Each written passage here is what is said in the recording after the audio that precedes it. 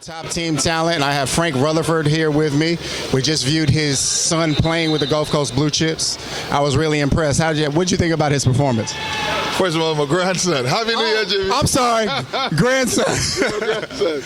But, Jimmy, for him, like you said, it's a great experience. He's obviously, he's playing up. He's a second grader playing with the third graders. And, I always tell you, I believe if your kid is going to have an opportunity to play down the road in college, you have to challenge them early, especially if you spend as much time in the gym developing his skills so that he can be able to compete at any level. So, right now it's a great experience, and I'm just happy that he's getting a chance to see that there are kids that are even better than him that encourages him to get his tail in the gym and be encouraged to work every day to get better. Well, I can say I've seen this kid in the gym working, and Frank has been putting a lot of time in with him, and he's really getting a lot better. Say his name for everyone. It's Javon Walker, and obviously, like I said, Javon's a young player and got a long way to go. And like I always say, the best way to learn is to make mistakes.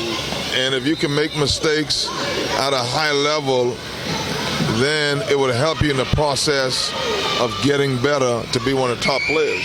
I agree. One thing I wanted to ask you about was your foundation. A lot of the players that you put to the NBA, put to the NFL. Can you talk a little bit about that?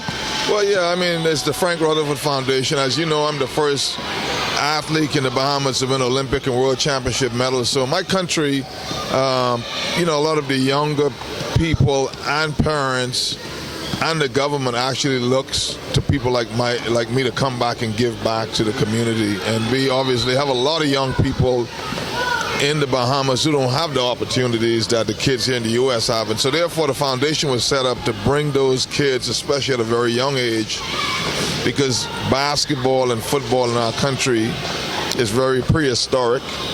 And so therefore, in order to get them here at a very young age, at 11, 12 years old, and you've seen some of them might bring 11, 12-year-olds, 6'8", 6'9", they raw. Yeah, they raw. They don't have skills or anything, but they have the height and they have the hunger to want to come here, learn the game, learn the system, be disciplined, and become, a college-bound athlete. And that's what we do in order to help them get a college education and a life.